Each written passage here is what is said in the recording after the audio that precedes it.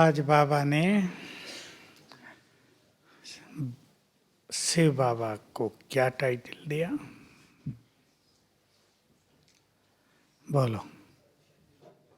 सर्वशक्तिवान बैटरी। उससे कनेक्शन जोड़कर हम सभी चार्ज हो जाएं। तो आज कितना चार्ज किया? या डिस्चार्ज हुई नहीं बैटरी? ये लगाई नहीं, पहले से ही बहुत डिस्चार्ज हो चुकी है। अभी उसको फुल्ली चार्ज करना है।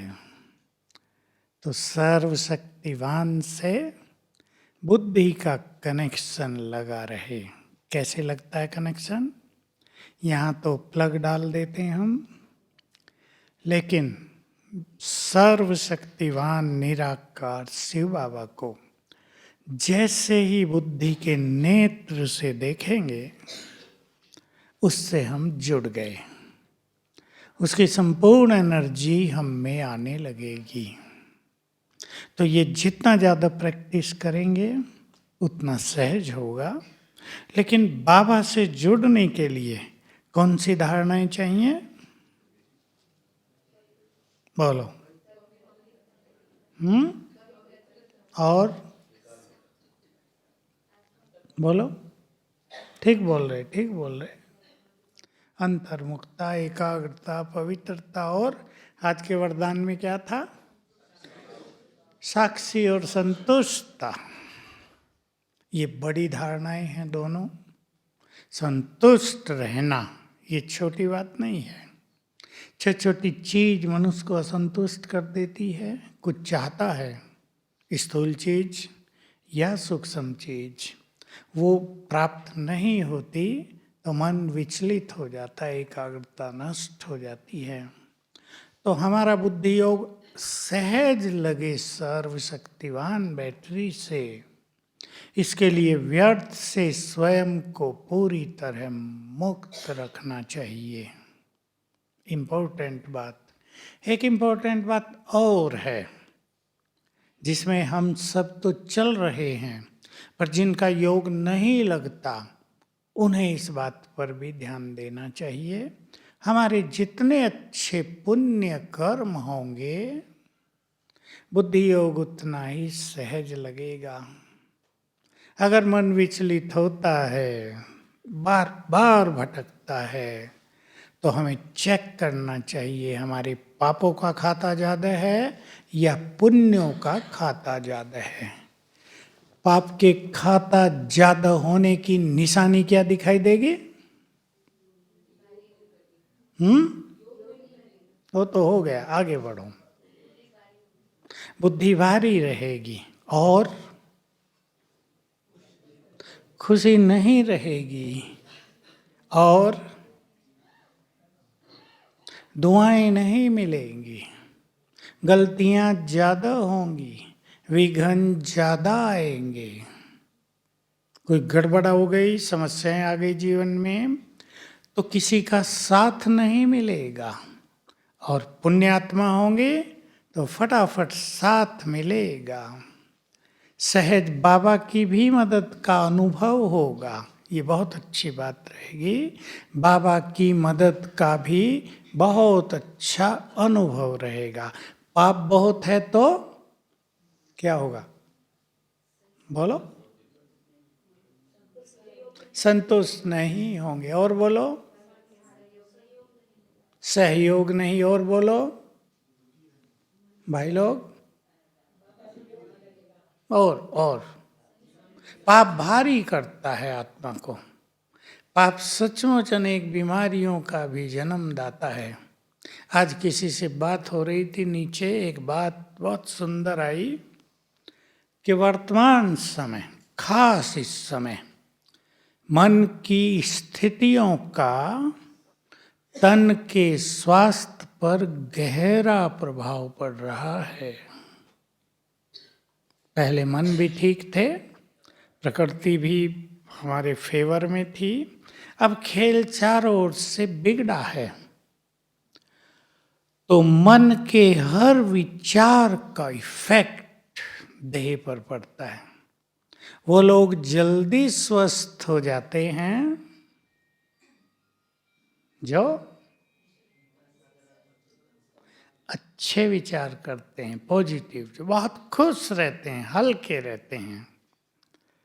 मैंने सुना, कल एक भाई बता रहे थे कि एक भाई बीमार हुआ, वो कहता है उसने तो बहुत पाप किए, फटाफट ठीक हो गया, मैं तो कुछ ज़्यादा पाप ही नहीं किए, पता नहीं मैं क्यों नहीं ठीक होता।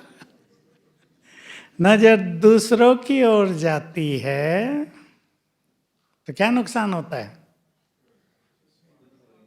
अपने को देख पाते ही नहीं, क्योंकि दूसरों की ओर नजर रहती है। और किसी के बहुत सारे अवगुण अंदर रख लिए हों, ये तो हैं ही ऐसे, तो इसका भी बुरा इफेक्ट मन पर रहता है। इसलिए जैसी हमारी दृष्टि है, जैसी हमारी भावनाएं हैं, जैसे हमारे कर्म हैं, उन सब का इफेक्ट हमारे तन पर भी बहुत रहता है। तो हम बहुत ज़्यादा इस चीज पर ध्यान देंगे।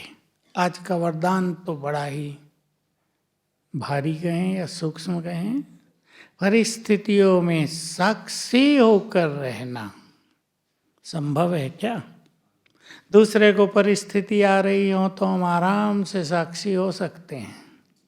मनोहर दादी हंसाया करती थी, दूसरों की माँ मर गई, ड्रामा है, कोई बात नहीं, अपनी मरे। भाई अभी अमित की माँ ने शरीर छोड़ा है, अमित तो साक्षी है। लेकिन परिस्थितियों में साक्षी होकर रहना कैसे संभव है? गहरी बात है।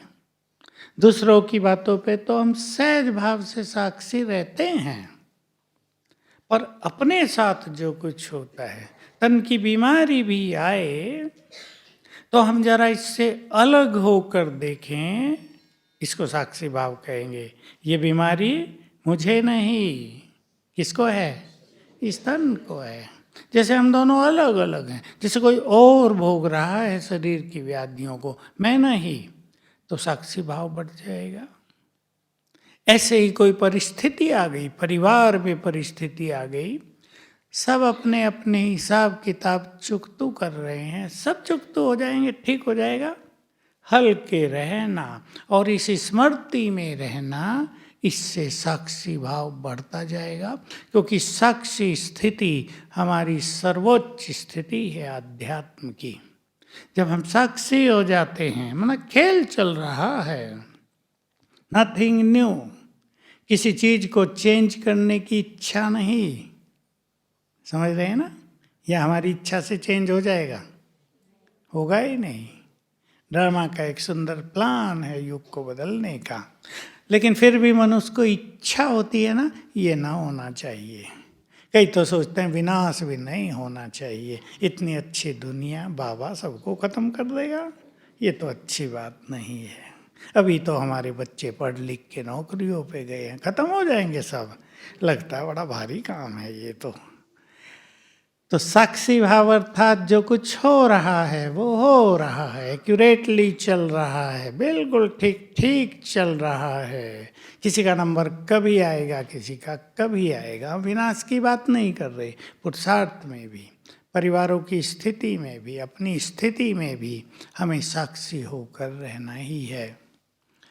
बाबा ने बहुत अच्छी बात संडे को, बताओ मुरली का सार, बैलेंस।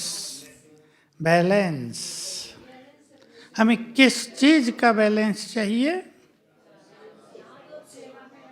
सब तो सेवा में है नहीं, फिर किसका? और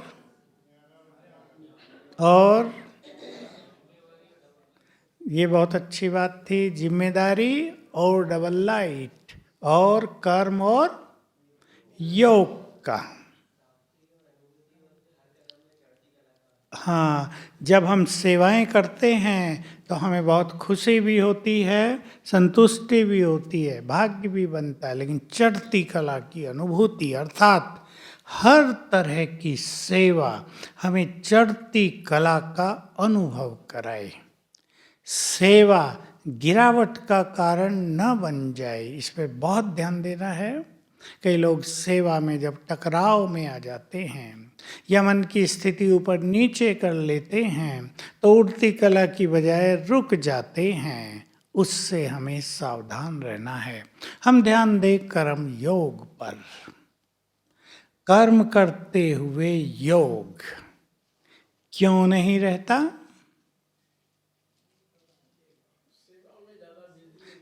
सेवाओं में लग जाते हैं। इसको बाबा ने कुछ एक सुंदर शब्द दिया मुरलियों में, उसको हमें ठीक करना है। कर्म कॉन्शियस हो जाते हैं, चाहे वो लौकिक कार्य हो चाहे अलौकिक सेवा हो, वो भी काम है।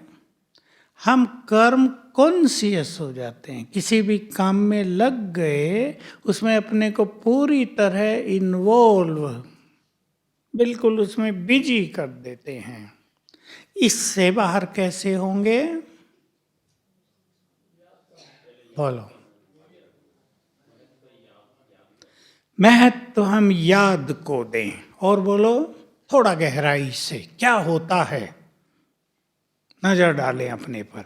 माताएं घरों में हैं, भोजन बनाने गई, बाबा की याद में भोजन बनाना है, याद किया, फिर बाबा को विदाई दे दी। तुम्हारी छुट्टी, अब हम बनाएंगे अकेले, हैं? तुम क्यों ऊपर से नीचे आते हो, हम ही कर लेंगे। क्या होता है, क्यों हुआ ऐसा?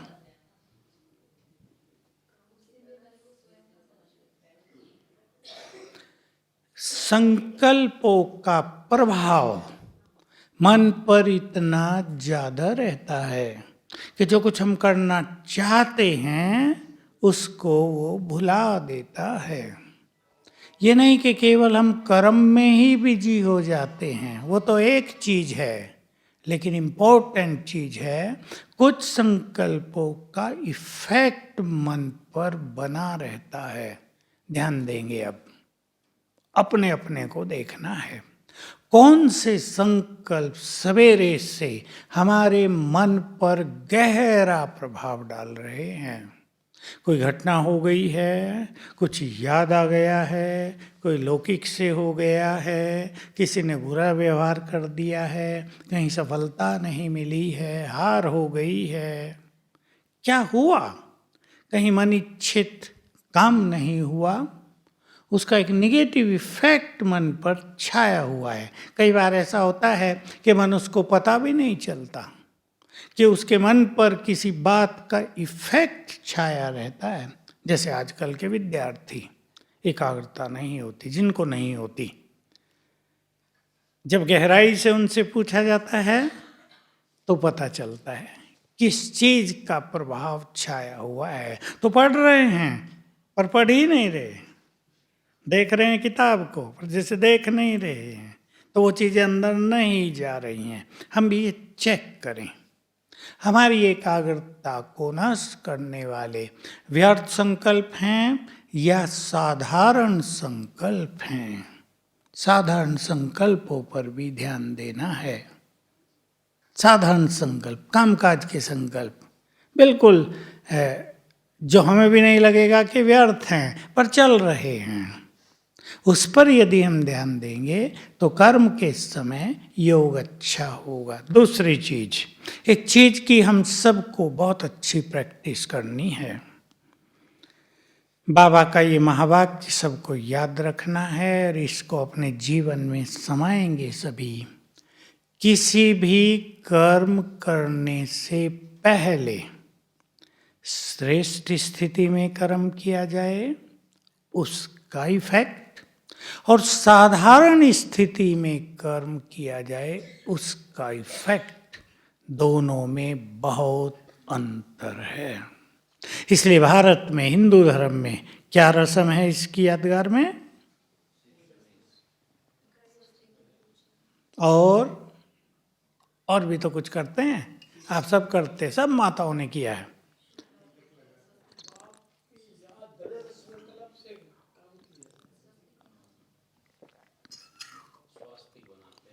हाँ वो तो ठीक है, गृह प्रवेश करना है तो क्या करेंगे, बोलो। केवल गणेश निकाल के अंदर चल जाएंगे और भी कुछ?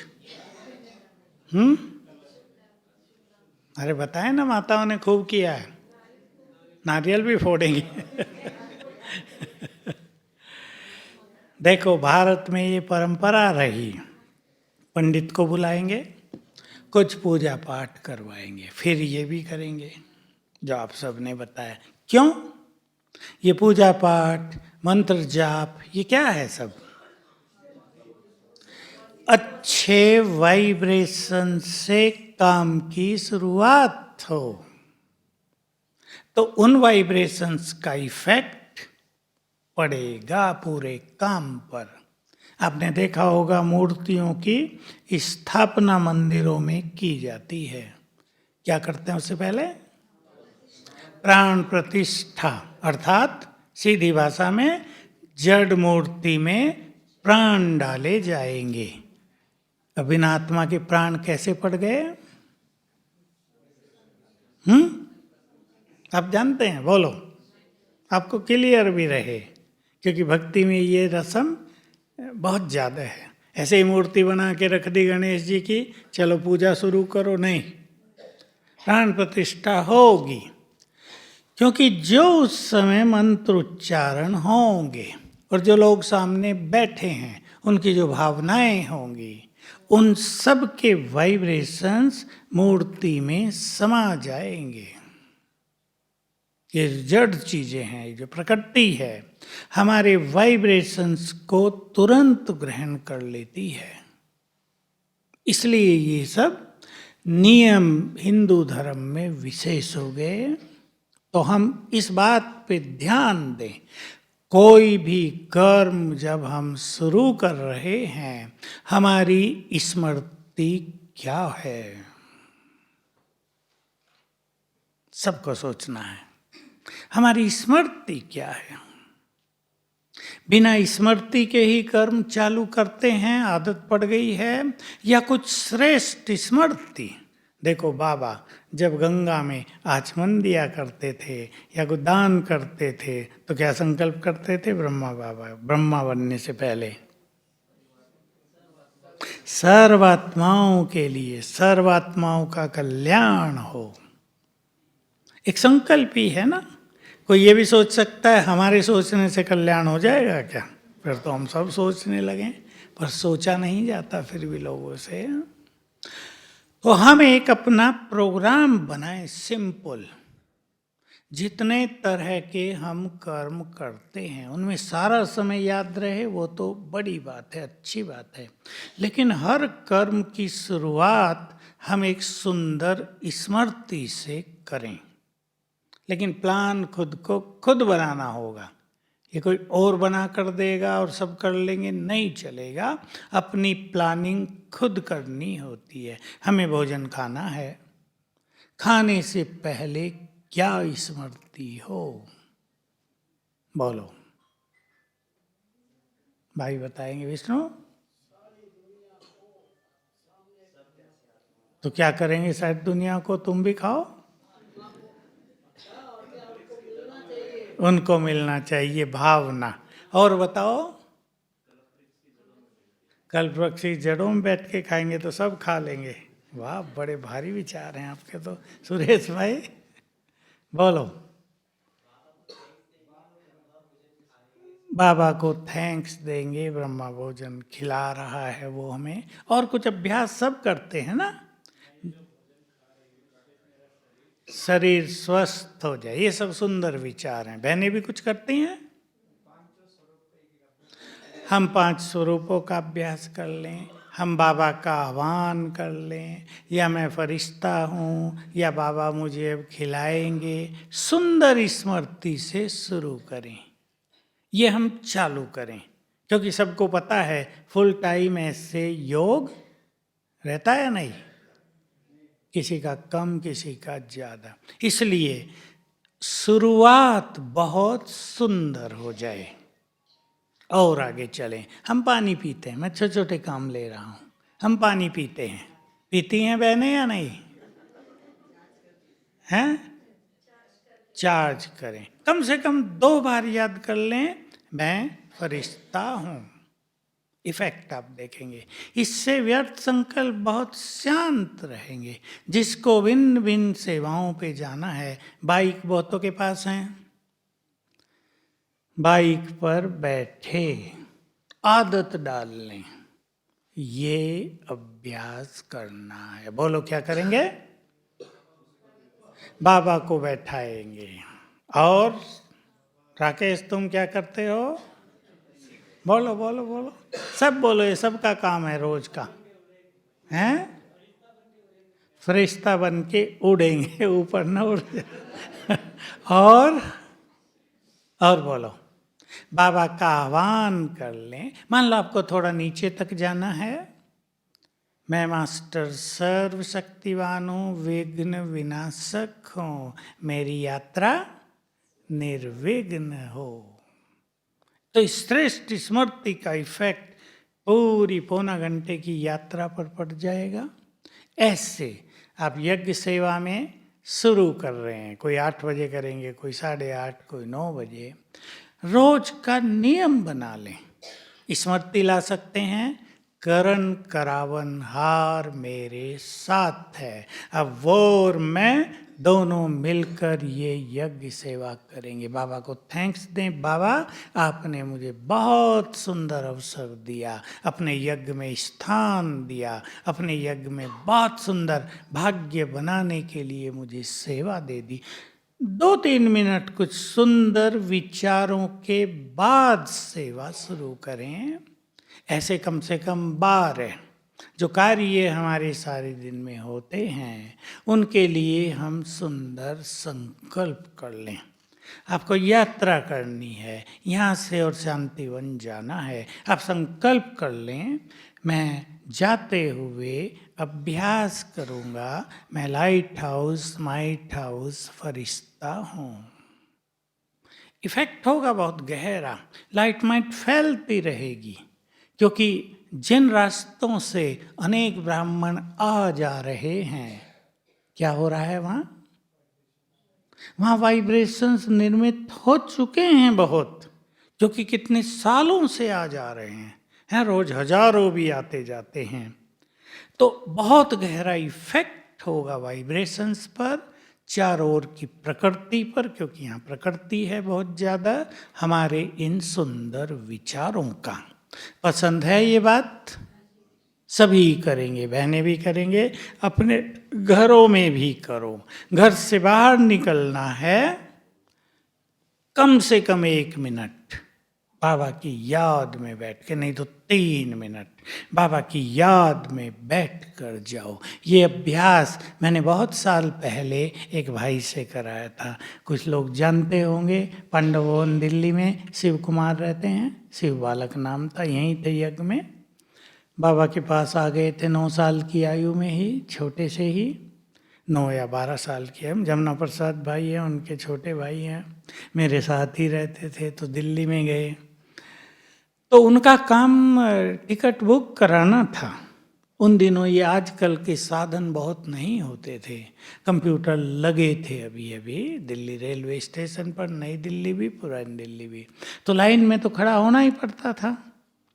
तो मैंने उन्हें कहा, एक प्रयोग करो कि बाबा के कमरे में 3 मिनट बैठ के योग करके, बाबा से बातें करके, उन्हें बताकर ये काम कराने जा रहा हूँ, आप फिर जाना। उसको इसकी बहुत लगन लग गई और वो बाबा कमरे में जाने लगा। मान लो बिल्कुल कम टाइम है, लोग बाहर खड़े, जल्दी आओ जल्दी आओ, तो भी वो बाबा के कमरे से धीरे से निकलते हुए, बाबा से 2 बात करते हुए फिर जाता था। तो मुझे अनुभव सुनाने लगा कि मैं लाइन में खड़ा था, बुकिंग क्लर्क ने मुझे देखकर कहा, तुम इधर आ जाओ, सिर्फ अंदर बुला लिया, काम फटाफट हो गया। जब मैं गया तो मेरे आगे 3 लोग और थे, तीनों ने देखकर मुझे कहा, आपको थोड़ा ज़्यादा काम होगा, आप हमसे पहले करा लो। मतलब वंडरफुल अनुभव उसको होने लगे। जिन कामों में उसको दिक्कत होती थी, जिन कामों में समय बहुत लगता था, सहज होने लगे। तो अगर हम श्रेष्ठ स्मृतियों से कर्म की शुरुआत करें तो हमारे कर्म निर्विघ्न होंगे, सफल होंगे और पूरे कर्म पर उन वाइब्रेशंस का गहरा इफेक्ट देखने में आएगा। फिर पूछता हूँ, पसंद है भाइयों को? बनाएंगे प्रोग्राम? मैं क्लास के लिए नहीं करा रहा हूँ, आज प्रैक्टिकल प्रोग्राम बनाएंगे ताकि ज्ञान सरोवर और फिर से यहाँ सेवाएं शुरू हो रही हैं विंग्स की, तो एक तपस्या कुंड बन जाए। यहाँ ऐसे सुंदर वाइब्रेशंस हो जाएं कि आने वालों को बहुत कुछ मिल जाए। सब जानते हैं विंग से जुड़े हुए कई भाई बैठे हैं, लोग केवल क्लासेस से ही खुश नहीं होते, सबसे ज़्यादा इफेक्ट उन पर होता है यहाँ के वाइब्रेशंस का। होम मिनिस्टर भी आए थे, याद है आपको क्या कहा था उन्होंने? यहाँ आते ही मुझे लगा कि यहाँ कुछ अजब सी चीज है। क्या है वो? उसने धीरे धीरे वो भूमिका बनाई। क्या है वंडरफुल चीज? यहाँ मुझे आभास हुआ यहाँ स्पिरिचुअल वाइब्रेशंस हैं। तो देखो, थोड़ी देर आए हुए एक व्यक्ति को भी ये बहुत अच्छी अनुभूति हुई। तो जो लोग यहाँ 3-4 दिन रहेंगे उन पर गहरा प्रभाव हम सब डालेंगे अपने श्रेष्ठ वाइब्रेशंस के द्वारा। सभी भाई बहनें इसको अपनी मुख्य सेवा मानकर इस पे ध्यान देंगे। क्लास कोई भी कराए, केवल क्लास याद नहीं रहती लोगों को बहुत कुछ याद रहता है यहाँ का। वो चेहरे देखते हैं, हो सकता है किसी का चेहरा देखकर उन पर गहरा प्रभाव पड़ जाए। कुछ लोग ऐसे भी आते हैं जो भिन्न भिन्न तरह की इंक्वायरी करके भी जाते हैं यहाँ से। हमारे वाइब्रेशन श्रेष्ठ होते हैं तो वो यहाँ से सब कुछ पॉजिटिव लेकर जाएंगे। और हमारा तो लक्ष्य है कि सब शिव बाबा से जुड़ जाएं, उससे अपना अधिकार ले लें, उनकी जीवन की पूरी शैली बदल जाए, उनके जीवन में सुख शांति आ जाए, जो उनकी समस्याएं हैं वो हल्की हो जाएं, हल हो जाएं। इसमें केवल क्लास काम नहीं करेंगी, हमारे वाइब्रेशंस उनको गहरी अनुभूति कराएंगे, उनको कुछ बहुत अच्छी बातें टच कराएंगे। सुनेंगे वो चाहे कुछ भी, पर टच हो जाएंगी उनके काम की बातें। मन की गति को जानने वाले ये समझ सकते हैं। तो सभी कर्म योग का बहुत अच्छा ध्यान दें, उसमें भी सवेरे की स्थिति का। सवेरे का वातावरण बहुत ही सुंदर है, ज्ञान सरोवर का बहुत सुंदर है। मैं तो क्योंकि नीचे भी रहता हूँ, यहाँ भी तो मुझे पता चलता है योग नीचे भी करते हैं, पर यहाँ का योग वही। मैं सोचा करता हूँ योग तो वही, मैं भी वैसे ही कर रहा हूँ अलग अलग चीज़ों का अभ्यास, पर वहाँ की अनुभूति और यहाँ की अनुभूति दोनों में बहुत अंतर दिखाई देता है। इसलिए हमें इस स्थान का, यहाँ के वाइब्रेशंस का भी बहुत ज़्यादा मदद है इसकी हमें, और हम भी अपने पुरुषार्थ में बहुत अच्छा। आज बाबा ने एक अच्छी बात कही, वही मैं कह रहा हूँ अभी। जिस बाप से तुम्हें राजाई मिलती है उसकी मत पर अवश्य चलना चाहिए। अगर तुम ये याद रखो कि हमें राजाई मिल रही है तो तुम्हारे पुरुषार्थ की गति बहुत तेज हो जाएगी। तो एक महान लक्ष्य रखते हुए, मिल रही है राजाई या नहीं, या किसी और को मिलेगी, जिनको मिलेगी वो मेहनत करें, हमें क्या जरूरत पड़ी है? बोलो क्या विचार है? देखो, राज्य भी स्थापित किया जाता है। द्वापर युग से ये खेल चलता रहा भारत में, कईयों ने राज्य स्थापित किए। चाणक्य ने चंद्रगुप्त मौर्य को माध्यम बनाकर राज्य स्थापित किया। उसके बाद भी कई बार भारत पर विदेशियों का अधिकार हो गया और भारत के वीरों ने पुनः राज्य स्थापित किया। तो अकेले ने नहीं किया, बहुत सारे लोग उनके साथ हुआ करते थे। सेना तो होती थी, लेकिन और भी बहुत सारे लोग उनके साथ होते थे। तो हम सब भी मिलकर राजाई स्थापित भी कर रहे हैं और राजाई प्राप्त भी कर रहे हैं। अगर हमें ये नशा हो जाए तो पुरुषार्थ की गति आप ही तेज हो जाएगी, अलबेलापन छूट जाएगा, मोबाइल भी बहुत छूट जाएगा या नहीं। जिसने होली पे मैसेज किया था ना, इन चीज़ों से बचने के लिए मोबाइल को 7 बार वार के होली में समर्पित कर दो तो अनेक चीज़ों से बच जाएंगे। क्योंकि जो चीज़ें बाधक हैं, अच्छी चीज़ें भी उसमें आती हैं। अगर संयमित रूप से उसका यूज किया जाता है तो बड़े फायदेमंद है। और ऐसे वैसे किया जाए, विशेष रूप से रात को सोने से पहले नहीं करना चाहिए, उसका ब्रेन पर बुरा इफेक्ट आता है। बहनें माताएं जो सेवाओं में आई हैं, सेवा बहुत बड़ा पुण्य है। सेवा करने से बाबा की नज़र हम पर आ जाती है। पता है सबको? माताएं घर से मुश्किल निकलती हैं, लेकिन अब निकले हैं घर से 15 दिन, 1 मास, ये बहुत अच्छी बात है। पुण्य जमा करने हैं। अपने हाथ है अपने को मुक्त करना। आज तो बंधन मुक्त होने पर मुरली थी। अपने हाथ में है अपने को मुक्त करना। मेरे बिना घर का काम कैसे चलेगा? भैंस दूध ही नहीं देती मेरे बिना। भैंस का बंधन भी कईयों को है, गाय का बंधन भी है। लेकिन अगर बाबा की सेवाओं का महत्व है तो अपने को खुद निकाल लेते हैं ना 1 मास के लिए, क्योंकि पता है इससे बहुत बड़ा पुण्य हमारा जमा होता है। ये पुण्य छोटा पुण्य नहीं है।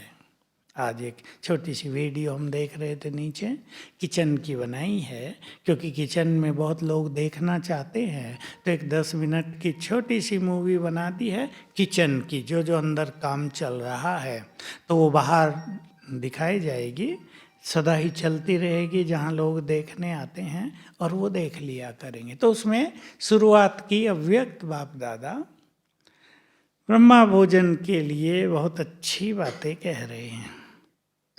उसमें ये कह रहे हैं ब्रह्मा भोजन खाना बहुत बड़ा भाग्य है, एक एक दाने का बड़ा महत्व है, और यज्ञ सेवा बहुत पुण्य का फल देने वाली है। तो आप सभी जो पुण्य जमा करने आई हैं बहनें और भाई, ये बहुत बड़ा भाग्य है। यहाँ से पुण्य भी जमा करके जाना, और जब संगठनों में रहने को मिलता है तो संगठन से, देखिए कोई संगठन में डिस्टर्ब भी हो सकते हैं और कोई संगठन से बहुत कुछ सीख भी सकते हैं। घर में आप हो सकता है 1-2 एक कमरे में रहते हों, यहाँ 5-7 माताएं रहेंगी या नहीं? तो डिस्टर्ब होते हैं, बोलो। नहीं करते? किसी को नहीं करते ना? अच्छी बात कह रही माता है। मैं एक बात सुनाया करता हूँ, बहुत साल पहले, बहुत साल पहले, ये सब जगह नहीं थी। एक बार एजुकेशन वालों की कॉन्फ्रेंस थी मधुबन में, तो लेक्चरार बहनें आई थी बहुत सारी, दादी आंगन में बैठी थी, मैं भी वहीं था। तो 7-8 लेक्चरार जो थी वो आ गई, दादी खड़ी हो गई, उनसे मिलने लगी। दादी बड़ा सम्मान देती थी। तो दादी ने उनको कहा, भाई आप लोग तो लेक्चरार हैं, अपने अपने घरों में सुख से रहते होंगे, अलग अलग कमरों में रहते होंगे, हमने तो आपको एक ही जगह रख दिया, आपको कठिनाई होती होगी। तो देखो पढ़ी लिखी थी ना, उन्होंने फट से उत्तर दिया, नहीं दादी हम तो अलग अलग थे, आपने हमको मिला दिया। कितना अच्छा उत्तर था। तो जब हम एक दूसरे के साथ रहते हैं तो उनसे सीखते हैं। अब मैं आपको एक हंसी की और सीखने वाली बात बता दूं। आपकी पड़ोसी बहन को खराटे आ रहे हैं, आप परेशान हो रही हैं, लेकिन सोना आपको वहीं है। बोलो क्या सीखेंगे? अब सीखना पड़ेगा। मान लो और कोई चारा नहीं है, तो वहीं आपको एडजस्ट करना सीखना पड़ेगा ना। आपके कमरे में एक बहन थोड़ा ज़्यादा ही बोलती है, आपको पुरुषार्थ करना है। वो रात को बात करके सोएंगी अच्छी तरह, सारा मन खाली करके। अब आपको योग युक्त होके सोना है, इसमें मैनेज करना पड़ता है ना। परेशान हो जाएं तो वो तो बात करके सो जाएंगी, आपको नींद नहीं आएगी। कैसी माताएं हैं, यज्ञ में आई हैं, जरा पुरुषार्थ का ध्यान नहीं, न सोती न सोने देती, कई संकल्प चलेंगे। तो जब हम संगठन में रहते हैं तो इन चीज़ों को अपनी उन्नति का साधन बना लेना चाहिए। ये सब हैं, जहाँ ज़्यादा लोग रहेंगे वहाँ भिन्न भिन्न तरह के लोग होंगे, उन्नति का साधन बनाना। मैं बताऊं, हम मधुबन में 5 भाई इकट्ठे रहते थे, हर कमरे में 5 रहते थे। हमारे कमरे में एक ऐसा भाई भी था जो आते ही बात शुरू कर देता था। एक ऐसा भाई था जिसको लता के गीत सुने बिना नींद नहीं आती थी, रेडियो पे ही वो ढूंढ लेता था, फट से यहाँ लता के गीत आ रहे, चालू किया। अब मैं क्या करूं, तो मैंने अपना रास्ता निकाल लिया। हमारे सामने लंबी छत थी, ट्रेनिंग सेक्शन, शांति स्तंभ के ऊपर छत लंबी, तो मैं वहाँ जाता था और जब तक उन सब की बातें ख़त्म हों मैं वहाँ आनंद लेता था पूरा। तो वो बातों में रह गए, हमारी 1 घंटा बहुत अच्छी कमाई होने लगी। फिर मुझे देख के 2 आए, 4 आए, 10 आए और एक समय ऐसा आया 25 लोग घूमने लगे छत पे रात को।